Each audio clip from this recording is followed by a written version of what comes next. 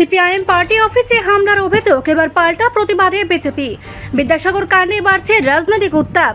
বিদ্যাসাগরের ঘটনাকে কেন্দ্র করে রাজনৈতিক উত্তেজনা যেন কিছুতেই থামছে না। অভিযোগ, সিপিআইএম পার্টি অফিসে হামলার ঘটনার পর এবার সেই ঘটনাকে ঘিরেই পাল্টা প্রতিবাদ সভার আয়োজন করল বিজেপি।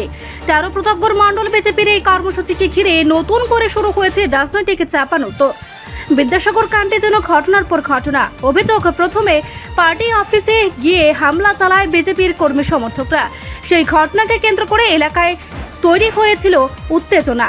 আর এবার নিজেদের অবস্থান তুলে ধরতে পাল্টা প্রতিবাদ সভার আয়োজন করল 13 প্রতাপগড় মণ্ডল বিজেপি। সভায় বিজেপির নেতৃত্ব ঘটনার প্রতিবাদ জানান এবং সুষ্ঠু তদন্তের দাবি তোলেন। তবে বিরোধীদের প্রশ্ন, যে ঘটনার সূত্রপাতই সিপিআইএম পার্টি অফিসে হামলার অভিযোগকে ঘিরে, সেই ঘটনাকে ঘুরিয়ে রাজনৈতিক প্রচারের হাতিয়ার করা হচ্ছে না তো? বিরোধীদের দাবি, পাল্টা সভা কিংবা রাজনৈতিক বক্তব্য নয়, গোটা ঘটনার নিরপেক্ষ তদন্ত করে হামলার সঙ্গে জড়িতদের বিরুদ্ধে আইনানুগ ব্যবস্থা নেওয়া এখন জরুরি। বিদ্যাসাগর ঘটনাকে ঘিরে বিজেপি ও বিরোধীদের পাল্টাপাল্টি অবস্থানে রাজনৈতিক উত্তেজনা আরও বাড়ছে। এখন দেখার তদন্তে প্রকৃত সত্য কতটা সামনে আসে।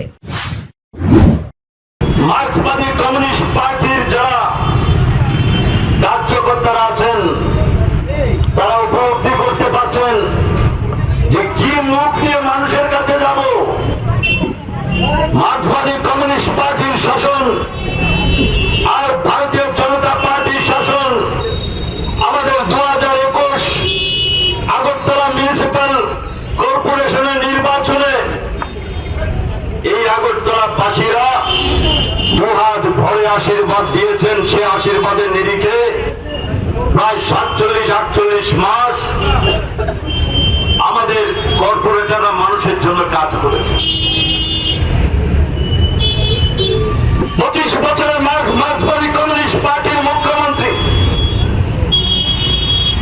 যে কিনা বলে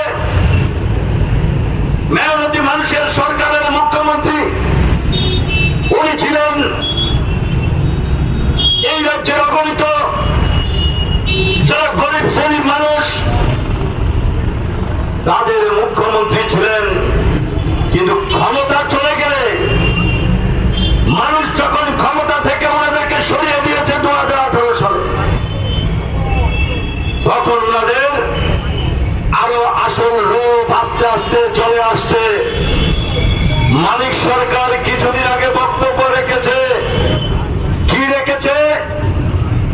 মানুষকে আরো জঙ্গি মনোভাবপন্ন হয়ে, মানুষকে আরো আক্রমণাত্মক হয়ে, মানুষকে আন্দোলনমুখী হওয়ার জন্য বলেছেন। তার উদাহরণ, ওনার কার্যকর্তারা কাউকে ওনার যে বাণী, উনি যে আহ্বান রেখেছেন, সে বাণী অক্ষরে অক্ষরে পালন করেছেন।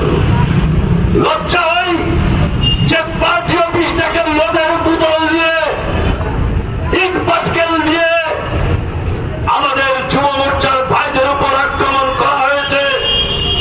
এটা আপনাদের কার্যালয়, যে কার্যালয়ের মধ্যে বিগত দিনে স্বামী স্ত্রীর মধ্যে ডিভোর্স করিয়েছেন অন্যায়ভাবে, যে কার্যালয়ের মধ্যে ওই মানুষের উপর টর্চার করে জায়গা জমির নামে মানুষের উপর অত্যাচার করে অন্যায়ভাবে মানুষের জায়গা জমি হরপ করেছেন। এই কার্যালয়গুলির মধ্যে, এই কার্যালয় থেকে গতকালকে মদের বোতল দিয়ে, মদের বোতল ভেঙে আমাদের কার্যকর্তাদের উপর আক্রমণ করা হয়েছে।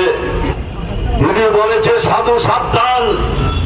আমরা 2018 সালের বিধানসভা নির্বাচনে আমি ওই প্রতাপগড়ের মধ্যে যখন যুব মোর্চা করতাম, হারারিয়ায় যে একটা বস্তি ছিল, ওই বস্তির মধ্যে প্লাডের সময় আমরা মানুষের প্লাডে যখন মানুষের বাড়িঘরগুলি নষ্ট হয়েছিল, সেখানে মানুষের ফার্নিচার সমস্ত কিছু পরিষ্কার করতে গিয়েছিলাম।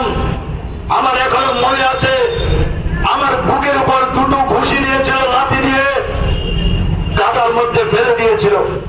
এই 43 নম্বর ওয়ার্ড, যেখানে ইংলিশ মিডিয়াম স্কুল, সেখানে ঋষিপাড়ায়, সেই ঋষিপাড়ায় প্লাডের সময় সে স্কুলের মধ্যে আমরা যখন ওই অঞ্চলের মানুষদেরকে উদ্ধার করার জন্য গিয়েছিলাম,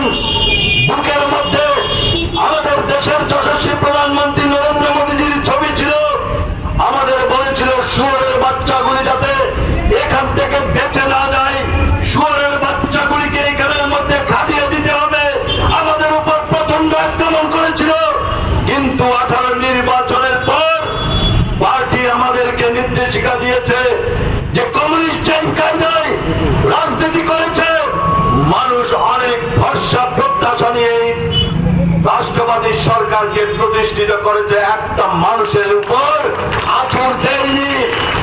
তার মানে তারা বারবার চিমটি কাটবেন, বারবার রক্তক্ষরণ করাবেন, বারবার মদের বোতল দিয়ে মিছিলের মধ্যে আক্রমণ করবেন, বারবার আমাদের পার্টির কার্যকর্তাদের অকথ্য ভাষায় গালিগালাজ করবেন। আমি শুনেছি জিতেন বাবু এখানে আসার কথা ছিল, এখানে সভা হচ্ছে তার ভয়ে, এই অঞ্চলের মানুষের ভয়ে উনি ব্যাক করে চলে গেছেন। রিপোর্ট সংবাদ প্রতীক্ষা।